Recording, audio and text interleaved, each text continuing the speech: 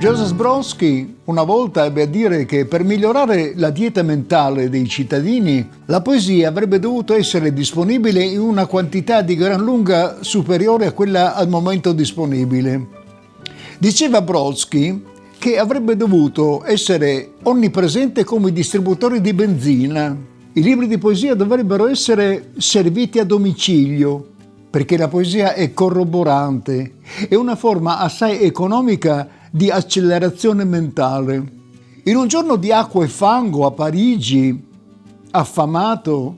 senza meta e con la giacchetta logora, Rainer Maria Rilke entra alla Bibliothèque Nationale, prende un libro, lo apre, è Verlaine.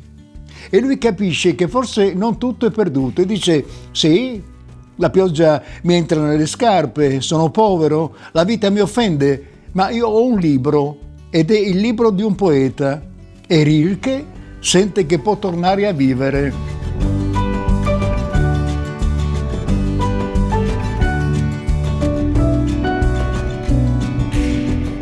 Il poeta Franco Loi diceva: quando si scrive poesia, anche inconsapevolmente, si entra in rapporto con l'energia vitale che percorre il mondo. Paradiso, la raccolta di poesie di Stefano Dal Bianco, cui va il premio di questa quinta edizione, ci parla di una natura apparentemente non corrotta, forse protettiva, come a voler trascendere o nascondere la gravosa pena del vivere attuale, quasi a barriera delle tristezze e della negatività di molta poesia odierna. E pur avendo sempre presente la tragicità dei mala tempora currunt, la scosta sullo sfondo, in forza di una sorta di superiore adulta saggezza.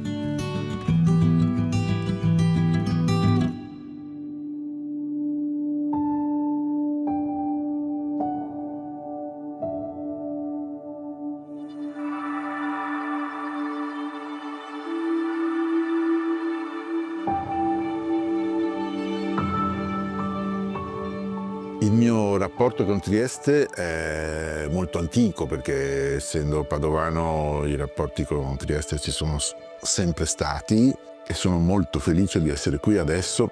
perché sono tantissimi anni che non tornavo e l'ho vista molto simile a se stessa, questa città, insomma, ecco.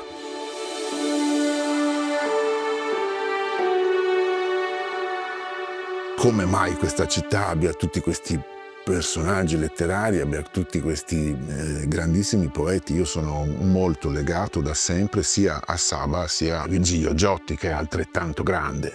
E la risposta che ci si dà sul perché Trieste è crociolia di culture, quindi scambi, eccetera, eccetera. Io tenderei a darmi una motivazione un po' più banale, che è quella del vento, cioè il vento, come la poesia, è una cosa che ti porta via, che ti impedisce di radicarti da qualche parte e che ti fa volare, ti fa sentire tutta la nostra facoltatività dello stare al mondo, insomma, in qualche misura.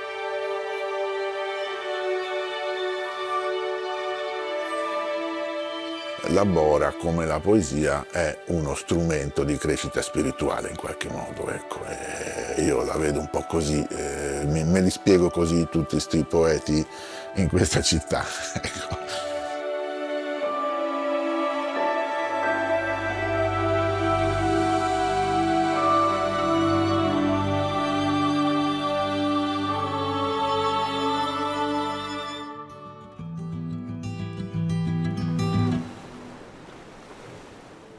Il premio Umberto Saba Poesia, giunto quest'anno alla sua quinta edizione, è un appuntamento che onora la nostra terra e la storia letteraria che la distingue. Quest'anno il conferimento del premio all'autore Stefano Dal Bianco per la sua raccolta Paradiso testimonia ancora una volta la vitalità di una poesia che è capace di dialogare con la tradizione e allo stesso tempo di guardare a nuovi percorsi. Il Friuli Venezia Giulia, del resto, è una regione di confine un crocevia unico dove culture differenti si incontrano e si arricchiscono a vicenda, creando quella che mi piace definire una cultura di frontiera. Trieste in particolare è il simbolo di questa vocazione al confronto e all'innovazione. È una terra di grandi poeti e pensatori. Ieri come oggi continua a essere un laboratorio di idee e una fonte di ispirazione per autori, lettori e appassionati. Ed è motivo di orgoglio per Regione Autonoma Friuli Venezia Giulia sostenere un premio che dà continuità a una tradizione poetica importante, ma che al tempo stesso volge lo sguardo al futuro, coinvolgendo le giovani generazioni. E in questo contesto non posso che ricordare come la Giornata Mondiale della Poesia, che coincide con la primavera e quindi con l'ideale rinascita della natura, ecco che come questa Giornata Mondiale della Poesia rappresenti l'occasione perfetta per celebrare la forza delle parole e riconoscere alla poesia un ruolo privilegiato nella promozione del dialogo. Siamo in un anno cruciale per la promozione culturale del nostro territorio, perché la prospettiva di Go25, che vede protagoniste Gorizia e Nova Gorica, costituisce un'opportunità straordinaria per consolidare la rete di progetti culturali già in atto e per promuovere ulteriori sinergie in ambito europeo. Questo premio Saba si inserisce perfettamente in questo percorso perché valorizza la poesia come linguaggio universale capace di andare oltre ogni confine. Ancora una volta un ringraziamento va a tutti coloro che rendono possibile questa iniziativa insieme alla Regione. Il Comune di Trieste, la Fondazione Pordenone Legge, la giuria del premio, il pubblico presente e tutti gli appassionati, e un plauso speciale va naturalmente a Stefano Dal Bianco, che con la sua poetica offre una testimonianza di come i versi possono superare i limiti della vita quotidiana, invitandoci in uno spazio condiviso di bellezza e di riflessione.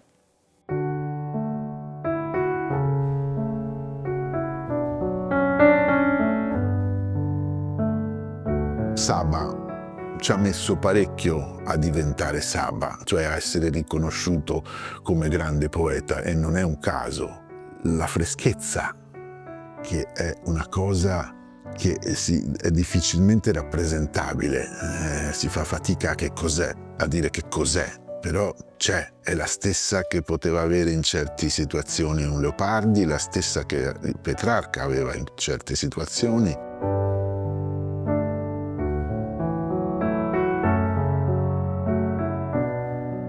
L'altra caratteristica, il coraggio, cioè Saba è uno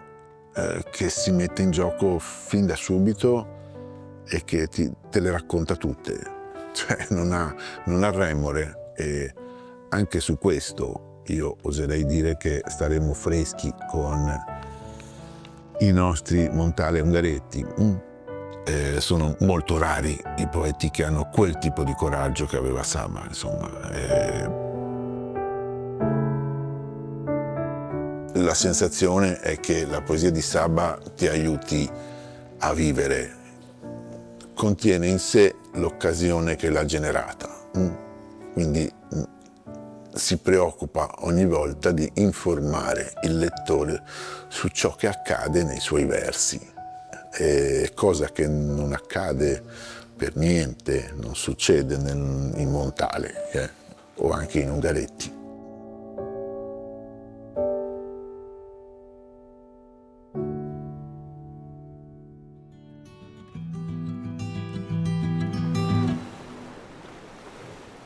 La tensione poetica che vogliamo celebrare con questo premio e che qui a Trieste è stata sempre espressa, ha trovato la sua forza grazie alla presenza di confini, alla presenza di tanti popoli che si incontravano e si confrontavano, è sicuramente una chiave di lettura di noi stessi ed è un qualcosa su cui vogliamo far riflettere soprattutto le giovani generazioni affinché abbiano la possibilità di esprimere diciamo il loro essere, e abbiano la possibilità anche di capire quanto conoscere se stessi è un modo per sviluppare la conoscenza di ciò che sta attorno a noi, e quindi abbiano la possibilità di sviluppare il loro senso critico e quindi anche una chiave di lettura del mondo che li circonda.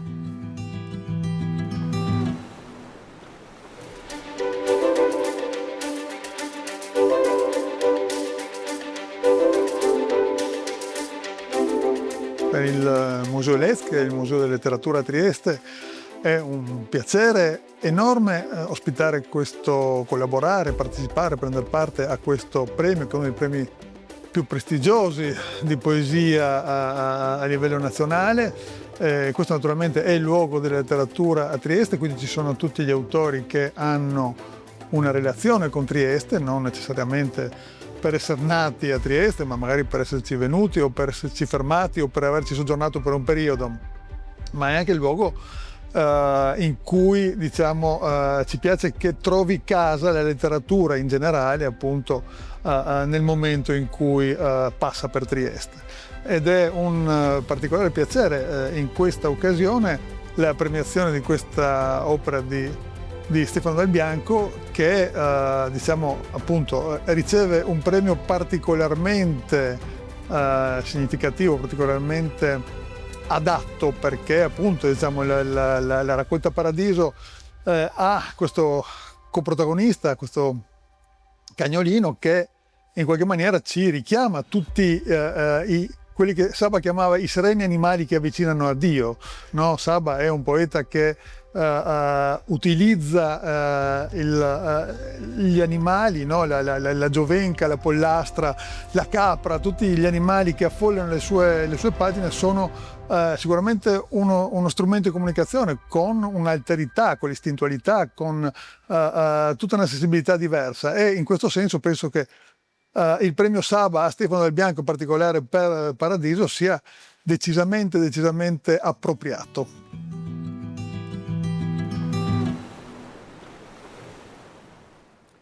Vincitore della quinta edizione del premio Saba, prestigioso riconoscimento da Trieste e in Trieste per la poesia, va quest'anno al libro che la giuria ha scelto come il migliore dell'annata, ed è Paradiso di Stefano Dal Bianco. È un libro consistente, compatto, che ha una caratura stilistica molto precisa e che si avvale della lezione di due grandi maestri del Novecento. Da un lato Vittorio Sereni, più segreto ma potente nelle ripetizioni, nella capacità di costruire ragionamento anche all'interno della poesia, dall'altro il maestro al quale ha dedicato parte anche della sua carriera di studioso, che è Andrea Zanzotto, dove sentiamo la collisione delle vocali, dove sentiamo la variazione appunto dei toni, anche se di fatto quello che ci sorprende in questo libro è effettivamente la capacità di far quasi poesia dalla sintassi, di sostenere il discorso appunto in un'ampia partitura metrica che ci porta vicini a una forma colloquiale, che però colloquiale non è affatto nel senso normale in cui noi parliamo, è poesia ed è poesia costruita magistralmente. Il tema è centratissimo poi sul rapporto che si può avere oggi con il mondo naturale, laddove c'è ancora la persistenza di un aspetto selvatico della natura che convive con invece la realtà totalmente domesticata, chiaramente, in cui siamo più abituati. Stefano Dal Bianco ha un cane, Tito, il deuteragonista, diciamo, il coprotagonista del libro, il quale appunto a sua volta segnala questa condizione, quella del mondo selvatico, appunto, il mondo appunto dove la natura cresce in qualche modo non controllata, e in rapporto poi al mondo domestico, quello della casa e quello del giardino, quello della vicinanza invece ai riti quotidiani più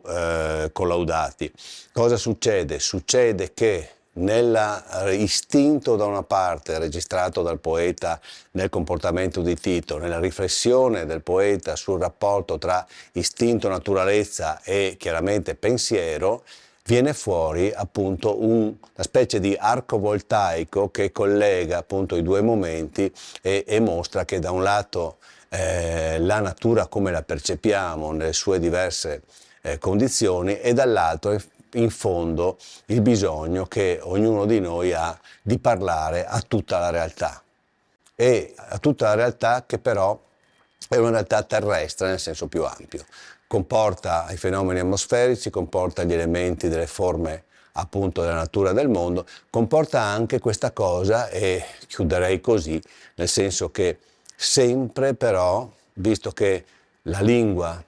è il poeta, è la materia su cui lavora il poeta, è l'elemento che ci fa umani e che continuamente media il senso del nostro esistere, allora ecco che l'umano si trova sempre da un lato nella sua espressione a cercare di catturare la realtà e nel cercare di catturarla ad eccederla. C'è una bellissima poesia che appunto finisce dicendo che tutto quello che è su questa terra, dopo aver detto quanto è bello stare sulla terra, dice tutto quello che è sulla terra non mi basta.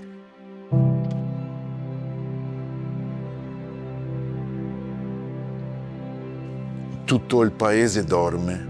o è chiuso silenziosamente in casa. Siamo usciti io e Tito e il cielo è davvero quella chiara altezza di cobalto e ci sono le stelle e quella è davvero una falce di luna limpidissima. Ci sono luci di lucciole o piccole astronavi in ricognizione disseminate nel campo a sinistra e nel giardino a destra e sui bordi della strada e perfino tra i piedi, e noi, ma soprattutto io, che domino dall'alto, ci sentiamo dei o torri di controllo, con il controllo del mondo, e tutto è fermo, eppure si muove, e l'ombra è luce, e la luce è ombra, e camminiamo nel silenzio, e Tito ha il naso rasoterra tutto il tempo, perché tutto profuma di qualcosa, e io ho il naso per aria, perché il profumo è altrove, perché niente mi basta sulla terra.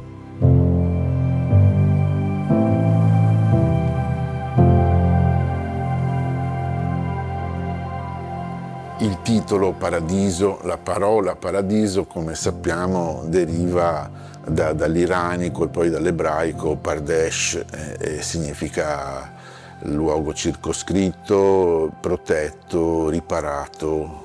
giardino, è il famoso giardino dell'Eden. Quindi questo paradiso, il mio quantomeno,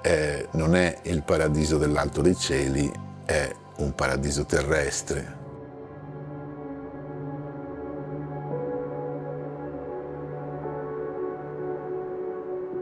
A fare da tramite fra l'umano, che è impersonato dal sottoscritto nel libro,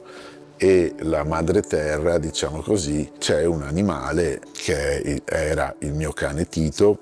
che se n'è andato a metà giugno scorso perché è stato investito da un'auto, quindi io sono ancora un po' in lutto, ed è un cane che fa il cane, quindi per molti versi può essere paragonato un po' a una guida, a un Virgilio, diciamo così.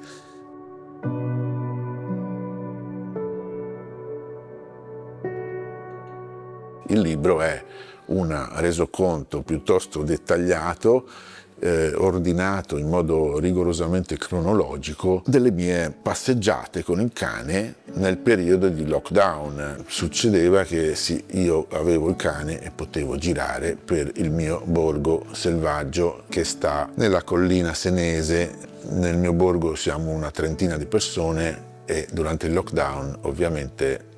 anche quelle 30 erano invisibili, e quindi, mentre la natura era, come la chiamo in uno dei versi del libro, inferocita e onnisciente. in quel periodo, grazie all'assenza di umanità, grazie forse all'inquietudine di fondo che era portata sia dalla dimensione della natura così preponderante, che una componente di inquietudine ce l'ha. Noi avevamo i lupi per strada o i daini che sono piuttosto grossi, cioè, insomma, quindi fa un certo che incontrare un daino sul sentiero di casa, insomma, ecco, o sulla strada proprio.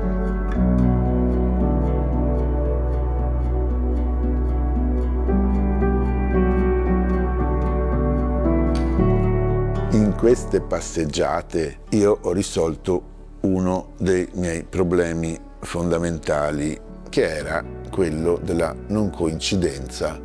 tra il momento in cui vivi le cose e il momento in cui le scrivi. È uno dei motivi per cui ho sempre scritto molto poco, perché ci sono lunghi periodi in cui io preferisco semplicemente stare al mondo senza fare lo scrittore, e quindi senza quel filtro che può essere anche piuttosto antipatico fra te e le cose che sperimenti nella vita.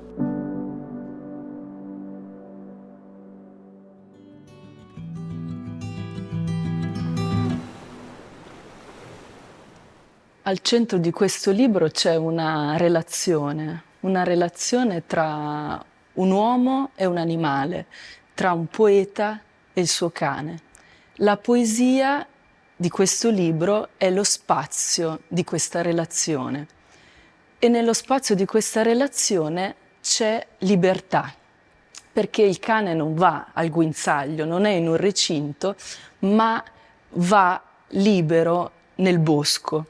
Ed è proprio questo spazio di libertà, questo elastico di andata e ritorno tra il poeta e il suo cane,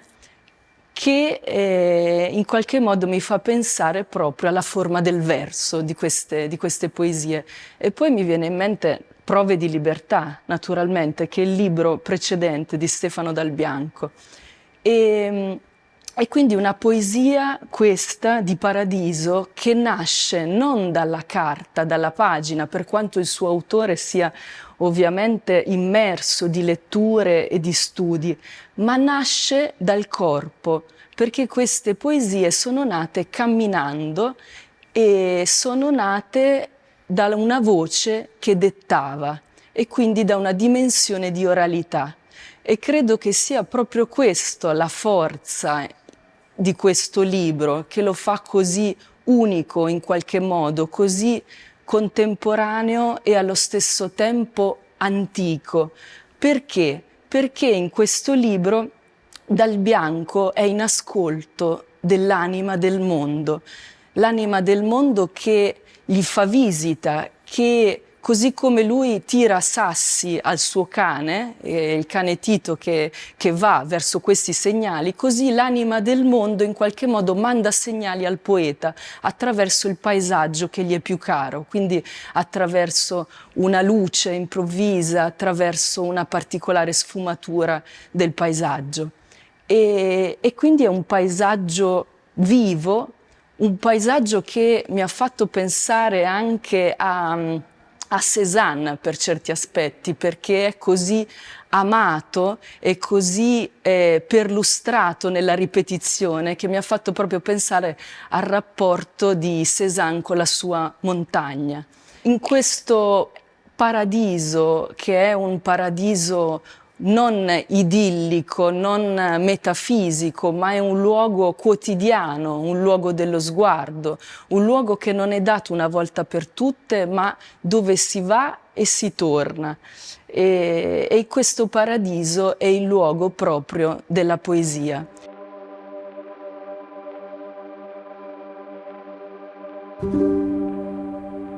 Sembrava freddo ieri nella notte di noi. Diviene obbligatorio consentire, rassegnarsi, sottomettersi e fermarsi.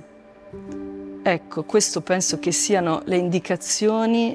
e insegnamenti non soltanto nella scrittura e nella poesia, ma anche nella nostra esistenza. Quindi consentire alla vita che ritorna, che ricomincia, rassegnarsi a questa forza che finisce solo per iniziare sottomettere la ragione umana, la nostra volontà di controllo e fermarsi, finalmente entrare in contatto con l'anima del mondo e con la profondità che c'è in ogni cosa.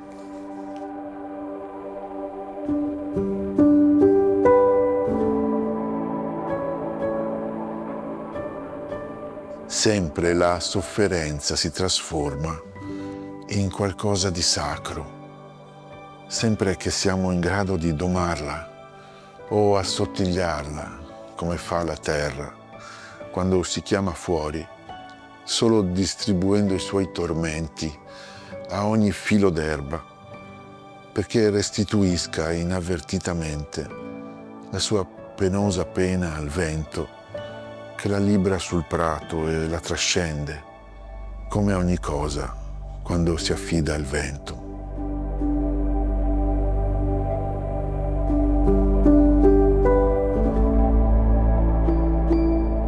Nella primavera del 2020 ho scoperto il registratore che sta nel cellulare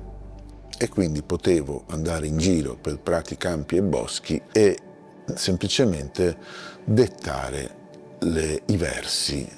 al cellulare.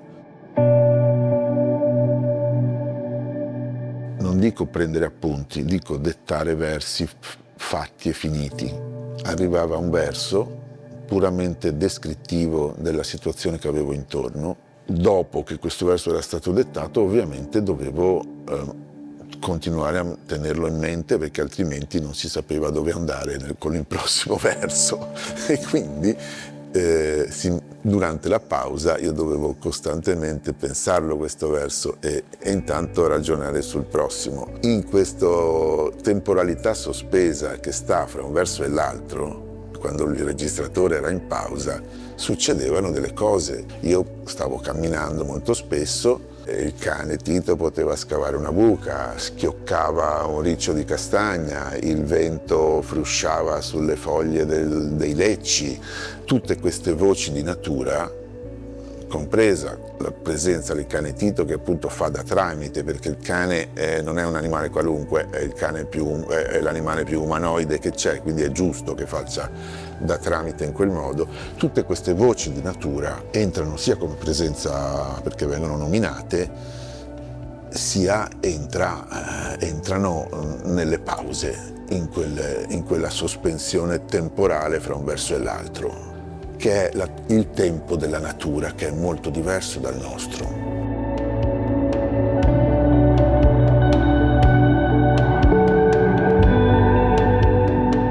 Ti rendi conto che quella cosa che hai davanti c'è sempre stata, sempre ci sarà, è lì adesso, e anche ti rendi conto che qualcun altro sicuramente è passato di là prima di te, anche se sei in un posto molto molto molto isolato, se sei in cima a una montagna, no? Quindi entri in questa temporalità diversa che ti porta in una dimensione altra, che non è quella umana, è quello che noi chiamiamo e che i poeti nel corso dei secoli hanno chiamato il sacro che sta nella natura, cioè lì ci sono davvero gli dei del paesaggio e sono loro che ti mandano questi messaggi. L'importante è riuscire a sintonizzarsi.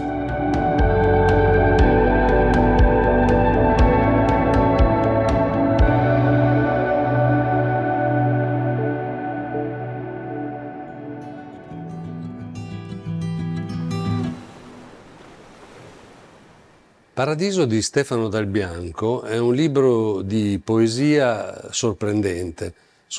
per diverse ragioni. La prima è perché mostra un autore con una straordinaria capacità di controllo formale. È un autore ormai di lungo corso che ha abituato naturalmente i lettori della poesia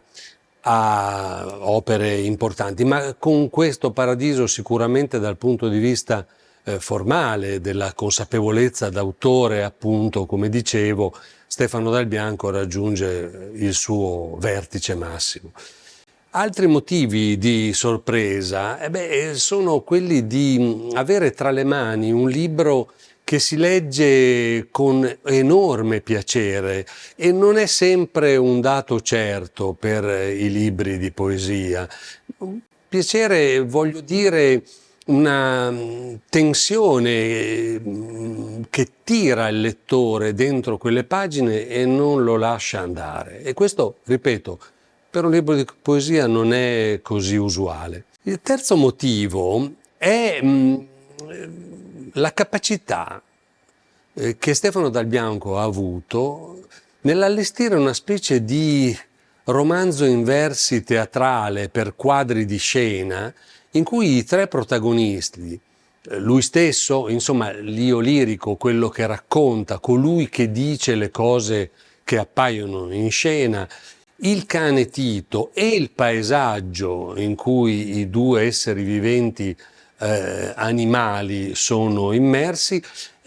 si movimentano, si animano l'uno con l'altro. E ripeto, questa è una questione che mi ha ricordato il grande dibattito filosofico atteso in questi giorni, in questi nostri anni così tribolati dal punto di vista delle emergenze climatiche, delle necessità dell'ambiente di respirare più distesamente, se posso dire. E cioè l'idea che ci sia una connessione sistemica profonda tra gli esseri viventi e l'ambiente e che questa sia una questione e una cosa da preservare con molta attenzione.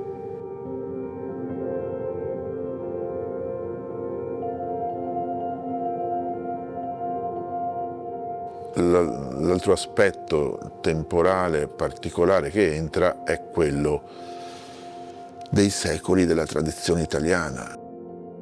Io sono uno che di mestiere ha messo gli accenti a tantissimi versi di Petrarca, di Ariosto, di Andrea Zanzotto, del Novecento, eccetera. Cioè di mestiere faccio il metricista, mi occupo di ritmo del verso italiano. Quindi nel momento in cui io mi rilassavo e volevo soltanto descrivere quello che accadeva intorno, finivo per adeguare il mio dettato, la mia voce, spontaneamente, senza nessuna volontà di farlo, la mia voce finiva per adeguarsi a quella del respiro del verso italiano, in particolare dell'endecasillabo, che non è detto che compaia dappertutto, anzi di solito spesso ci sono versi lunghi e versi brevi, però sotto sotto c'è una specie di, credo, di ron-ron tradizionale che imperversa in tutte queste poesie.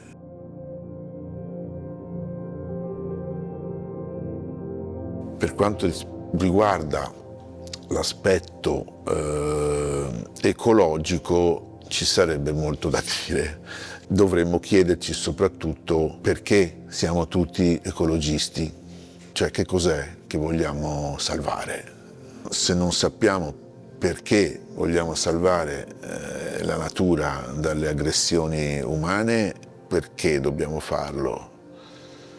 Credo che queste poesie possano servire a ricordarci del perché dobbiamo essere concentrati sulla salvaguardia della natura, perché è quel tipo di sacro che va salvaguardato.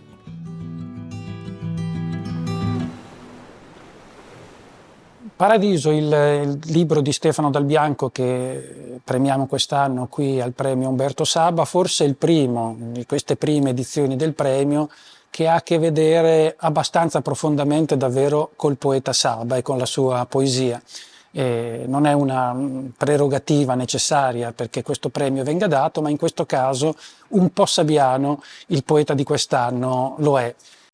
Saba parlava ad esempio del filo d'oro della tradizione lirica italiana, quello di Petrarca e Leopardi, e come filo che portava la sua poesia, e questo stesso filo insomma arriva fino a Dal Bianco, alla sua poesia, in questo caso a Paradiso. Quindi una lingua pulita e soprattutto la capacità di cogliere in pochi versi quello che Saba chiamava la calda vita. e quindi non tanto una poesia che ha l'occhio portato sugli eventi della storia, che pure esistono, il poeta sa che ci sono, ma piuttosto a qualcosa di durevole, di basico, come diceva sempre lo stesso Saba, e quindi il rapporto dell'individuo, in questo caso di un uomo tra gli uomini, cioè di un poeta che scrive le sue impressioni con la vita, con la natura, con l'atmosfera, gli agenti atmosferici, le piogge, i soli. Paradiso racconta le vicissitudini di un io poetico che, accompagnato dal proprio cagnolino, dal proprio cane, va nelle campagne della Toscana dove vive, e lì incontra semplicemente il mondo, o prova a incontrarlo denudato da tutti gli orpelli delle costruzioni umane, a volte mirabili ma spesso non lo sono. Altra cosa che va detto è che questo titolo, che potrebbe perfino risultare scandaloso, Paradiso, ma come Paradiso in un mondo che comporta tanta violenza, tante guerre, ingiustizie, sopraffazioni, la catena la sappiamo e potrebbe andare avanti all'infinito, però il paradiso per un poeta è sempre qualcosa di utopico, insomma, il sogno di una concordia della vita, delle persone, e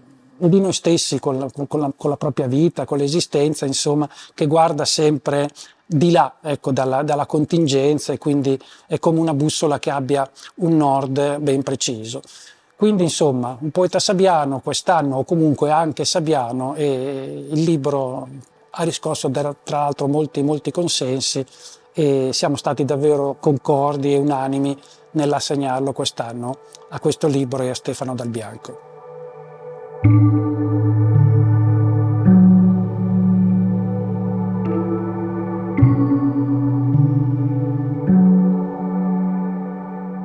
Se la gioia di un cane all'uscita di casa una mattina, strappandoti un sorriso, ti sottrae alla conta dei giorni per un poco, è perché il suo pensiero è contagioso ed è grande abbastanza da comprenderti,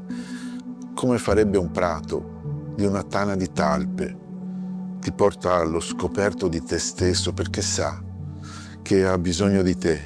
per essere felice, ma se ne infischia della tua felicità.